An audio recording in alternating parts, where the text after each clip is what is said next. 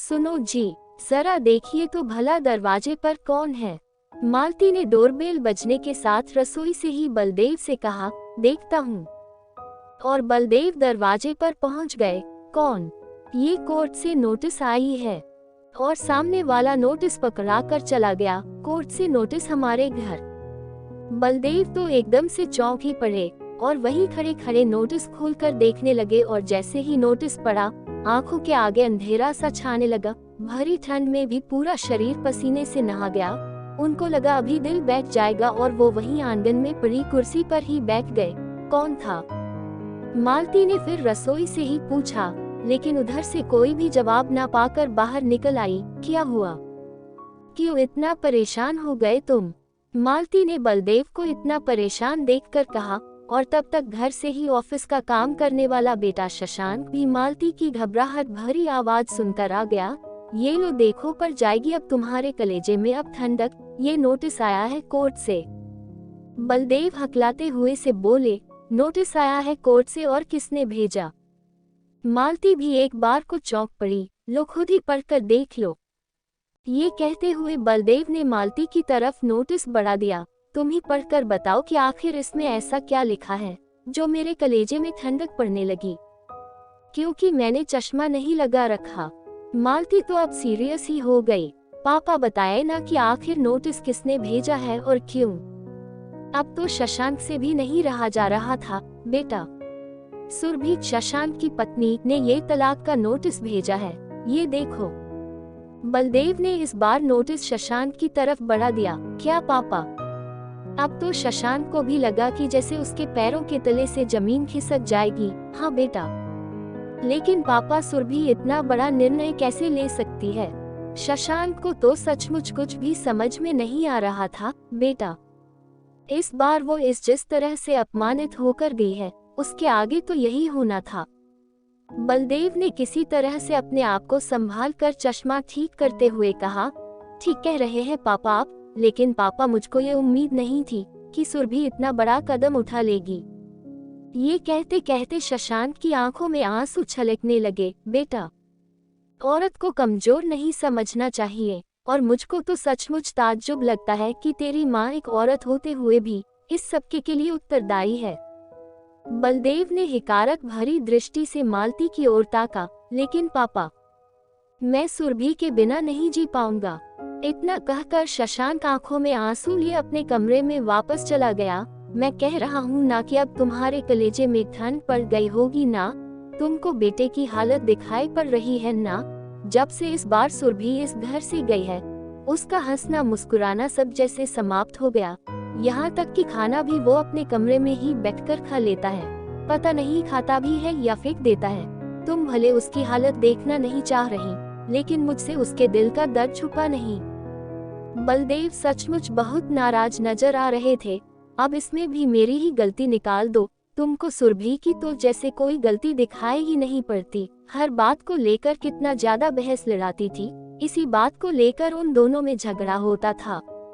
मालती इस बार बहुत तमक कर बोली, लेकिन मेरे हिसाब से तो 100% तुम्हारी ही गलती है। अब जब बेटी पराई घर से ब्याह कर इस घर में आई है, तो थोड़ी बहुत गलतियां तो होती ही रहती हैं। लेकिन जैसे ही शशांक ऑफिस से वापस आता था, तुम उसकी दिन भर की बातों को नमक मिर्च लगा कर बताती थी। बस इसी बात को लेकर उन दोनों के बीच कहा सुनी होती थी। शुरू में तो वो बेचारी कुछ बोलती भी नहीं थी, लेकिन तुम्ही ने उसको मुंह खोलने के लिए मजबूर किया। अरे भाई, जब कोई भी पेड़ पौधा या फसल एक जगह से निकालकर दूसरी जगह रोपी जाती है, तो कितनी ज्यादा संभाल करनी पड़ती है और धैर्य रखना पड़ता है। लेकिन अफसोस कि तुम एक स्त्री होकर भी दूसरी स्त्री का दर्द नहीं समझ पाती। तुमको तो बस उसकी गलतियां ही नजर आती थी, और इस बार तो सचमुच तुमने हद ही कर दी कि शशांक को भड़का कर उसके ऊपर हाथ उठाने के लिए विवश कर दिया।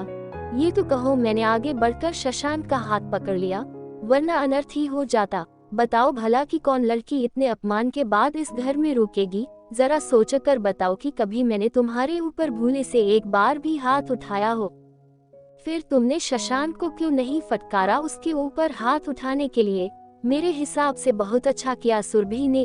अब बैठकर डफली बजाओ तुम माँ बेटे। जब सारे जात बिरादरी में हम लोगों की बदनामी होगी और हम लोग किसी से नजरें भी नहीं मिला पाएंगे। बलदेव ने अपनी आंखों में आए हुए आंसुओं को पोंछते हुए कहा, 1 मिनट, गलती मुझसे हुई है तो सुलझाऊंगी भी मैं। शायद मैंने बहुत बड़ी गलती की है, इसका प्रायश्चित तो मुझको करना ही होगा। मैं बहुत ज्यादा कुटिल हो गई थी। सुरभि को लेकर उसको हर पल नीचा दिखाना चाहा, लेकिन अब नहीं। आप गाड़ी निकालिए, हम लोग अभी के अभी सुरभि के पास चलते हैं।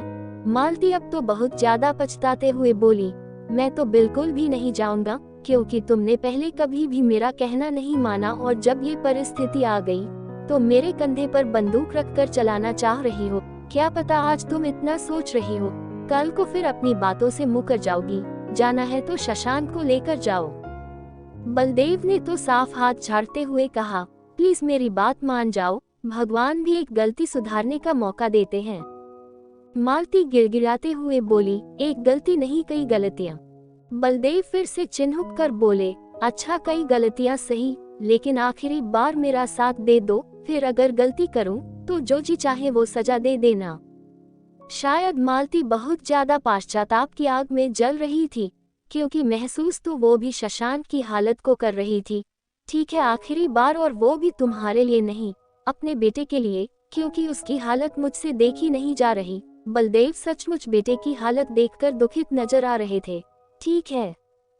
और थोड़ी ही देर बाद वो लोग सुरभि के पास पहुंच गए। दरवाजा खोला सुरभि की मम्मी ने, समधन जी, हम लोग सुरभि को लेने के लिए आए हैं। मालती ने हाथ जोड़कर कहा, देखिए, हम इस मामले में आपकी कोई भी मदद नहीं कर सकते, आप लोग बैठिए, मैं सुरभि को यहीं पर भेजती हूँ। इतना कहकर वो अंदर चली गई और थोड़ी देर में सुरभि उन लोगों के समक्ष थी। सुरभि बेटा, आज तेरी सास तुझसे कुछ मांगने आई है। मैंने सचमुच तुम्हारे साथ बहुत ज्यादा ज्यादतियां की, लेकिन सिर्फ आखिरी बार माफ कर दो।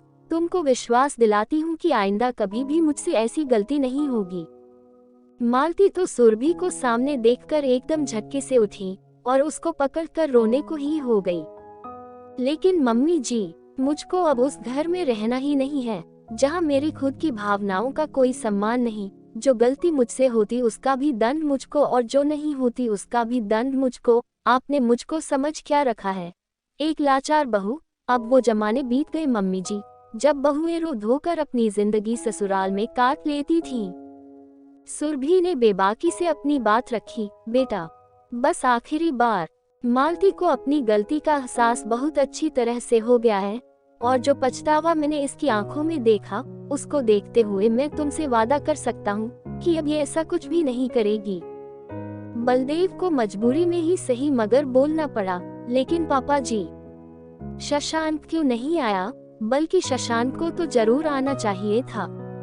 सुरभि थोड़ा बिफरते हुए बोली, बेटा, शशांक बाहर गाड़ी में बैठा है, उसकी तो हिम्मत ही नहीं पड़ रही अंदर आने की। जब से उसने तलाक का नाम सुना है तब से एकदम गुमसुम सा हो गया है। मैं अभी उसको जबरदस्ती बुलाकर लाता हूँ। बलदेव बाहर जाकर शशांक को बुला लाए। प्लीज सुरभि, मुझको माफ कर दो, मैंने बहुत ही गलत किया तुम्हारे साथ, लेकिन मैं कसम खाकर कहता हूँ कि आज के बाद अगर धोखे से भी मुझसे कोई गलती हो तो तुम एक भी पल देर किए बिना मुझको हमेशा हमेशा के लिए छोड़ देना। शशांक घुटनों के बल बैठकर सुरभि का हाथ पकड़कर रोते हुए बोला, ठीक है शशांक, आखिरी बार। सुरभि ने शशांक के कंधों को पकड़कर उठा लिया। शशांक तो सुरभि के गले लगकर फूट फूट कर रो पड़ा, क्योंकि वो तो सुरभि को बहुत ज्यादा प्यार करता था, लेकिन मालती की लगा बुझाई से तंग आकर सुरभि से झगड़ पड़ता था। अब बहू, अपने घर चलो और अपना केस वापस ले लो। अब से मैं तुम्हारी सास नहीं बल्कि एक माँ बनकर दिखाऊंगी। मालती ने सुरभि का हाथ पकड़कर कहा, और थोड़ी ही देर में सुरभि उन लोगों के साथ चल पड़ी। क्योंकि तलाक तो वो भी शशांक को नहीं देना चाहती थी, क्योंकि प्यार वो भी बेइंतहा करती थी शशांक से, लेकिन अपना सम्मान बचाए रखने के लिए एक झटका देना भी बहुत जरूरी था। मालती ने घर पहुंचकर आज दोबारा सुरभि की आरती उतारी, और आरती उतारने के साथ साथ उसके साथ बहुत ही प्यार से व्यवहार करने का वादा किया। खैर, समय अपनी गति से चल रहा था, और सचमुच मालती ने जो कहा उस पर चलकर दिखाया। अब तो सुरभि को कोई शिकायत भी नहीं रही। समय के साथ उसकी गोद में एक नन्ही मुन्नी परी भी आ गई। पूरा परिवार में स्नेह का वातावरण बन गया।